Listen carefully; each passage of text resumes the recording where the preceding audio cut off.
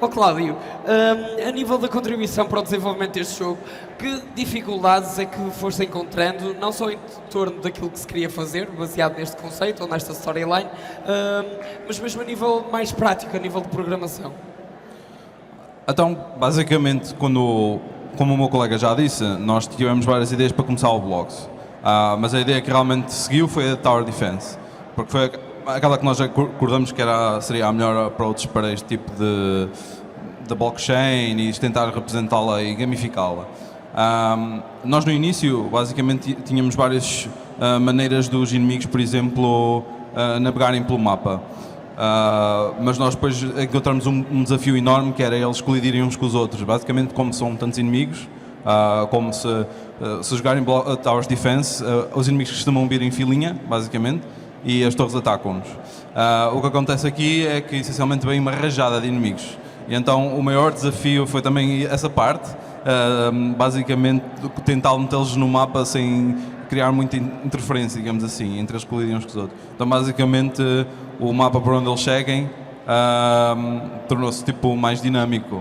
Foi uma parte do desafio, ou seja, eles agora conseguem ultrapassar-se uns pelos outros e também introduzem mecânicas engraçadas, ou seja, certos inimigos conseguem interromper outros, ou seja, conseguem interromper um flow da coisa. Okay. A ideia basicamente é usar essas mecânicas para tentar explicar a blockchain, por exemplo.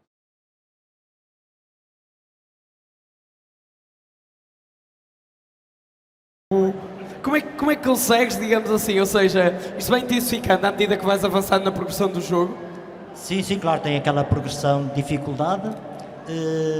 Aqui, uma diferença que nós tivemos aqui dos Tower Defenses foi que normalmente num jogo normal, Tower Defense, uma pessoa vai ganhando o dinheiro para comprar torres quando vai destruindo os inimigos. Aqui não. Como isto é um projeto de criptomoedas, como puderam ver, aquela que estava ali era Ethereum, os nossos blocos são os que nos dão o dinheiro. Ou seja, nós temos que deixar que eles passem e depois eles, quando juntam e lançam o block reward, que é o que acontece, é quando saem, o miner recebe o seu prémio, é com esse dinheiro que nós temos, a economia de jogo é baseada assim, em vez de ser na destruição de inimigos. Este projeto em concreto que se mostrou, o projeto Ethereum, é um dos mais complexos de níveis que nós temos, porque além de ter o mining da moeda, havia ali 3, do lado esquerdo, diziam smart contracts, que é uma grande tecnologia que esta blockchain introduziu.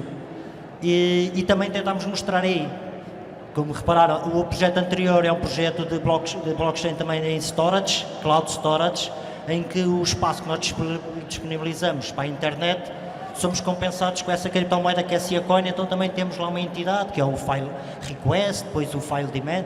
Pronto,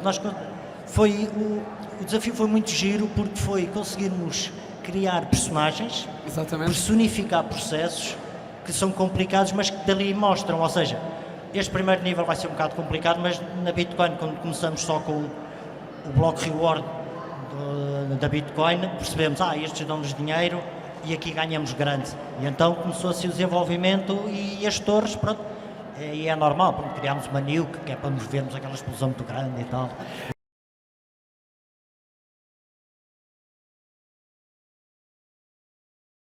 O que é que tens a dizer então sobre a Kudo? Então, primeiro peço desculpa, o vídeo é em inglês, sei que a maior parte das pessoas que está a ver é portuguesa, mas o nosso público, a maior parte do nosso público não é português, é de todo o mundo, porque tal como a blockchain, nós também queremos ser uma plataforma centralizada para todo o mundo. E eu vou fazer uma breve explicação do que é a Kudo e porquê que surgiu a Kudo.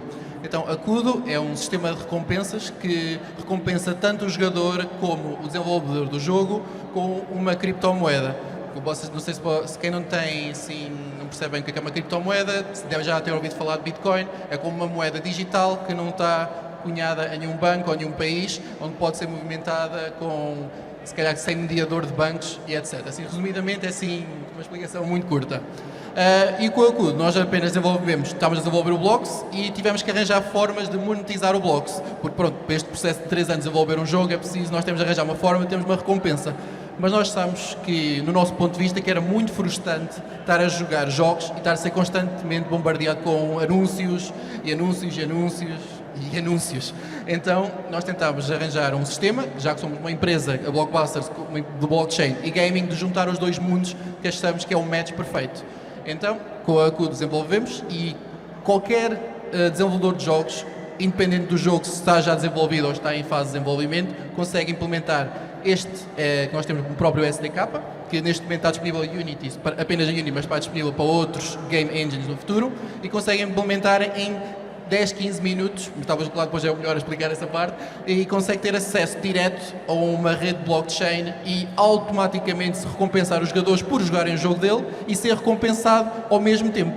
E ele não só pode usar esses tokens que recebe como desenvolvedor de jogos para dar prémios à sua comunidade de jogadores, como criar prémios de achievements ou iScores para continuarem a jogar e continuar aqui um ciclo de tokens, como, e esta é a parte que para mim é revolucionária, eles podem usar os tokens para contratar serviços que são relevantes para o mundo de gaming, como por exemplo sound designers, para, em vez de estarem a usar músicas que não se enquadram diretamente no jogo e fazer uma música personalizada para o jogo, sons, que é o SFX, como por exemplo copywriters para estar a escrever a história do jogo, com mais ajuda em termos para desenvolver o jogo, para não ser tão difícil para um indie game developer, se calhar faz isso como hobby e custa desenvolver o jogo porque não tem esse tempo disponível, e achamos que isto é algo revolucionador e nós tentamos vir a desenvolver em parceria com o Blocks, foi o caso de estudo para esse sistema, mas até achamos que o que é que está a ser mesmo revolucionário. Isto de qualquer game developer sem custo nenhum conseguir implementar este serviço e conseguir dar aos seus jogadores e ainda ter para ele próprio, acho que é fantástico.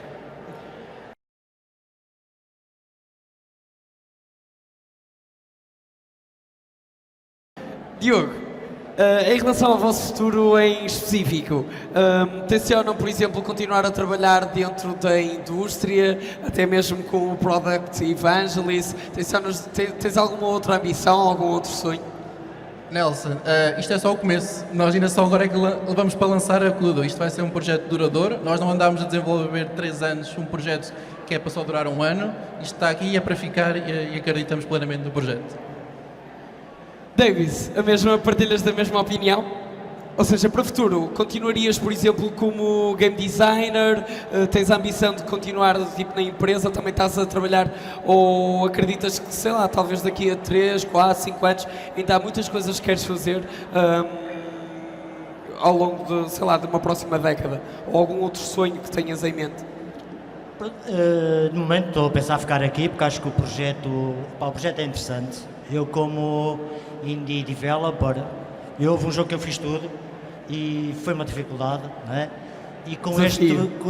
Exatamente, foi um desafio, mas pronto, os desafios também são que dão ânimo à vida, não é? Claro, claro. E de repente aqui conseguimos criar uma comunidade em que isso torna-se fácil e possivelmente acessível a toda a gente.